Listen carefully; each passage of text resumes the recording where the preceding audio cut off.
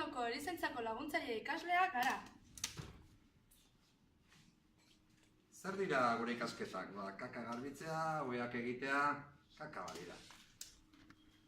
Gure ikasketak horrela dira, pentsatzen baduzu, oker zaude. Jendearekin harremanetan egotea eta osasun arloa gustuko baduzu, hauek dira zure ikasketak. Ikasketa hauek amaitu eta gero lan egiteko edo ikasteko aukera izango duzu. Goi mailako ziklo bat edo nahi baduzu unibertsitatea. Eta lan mundura joan nahi baldin baduzu, ospitaletan, ambulantzietan, dentistan edo zaharretxetan lan egiten duzu. Eta ikasketa hauek ez dira soilik emakumeen kontua. Gizonezkoek ere asko daukagu esateko eta egiteko. Anima zaitezte!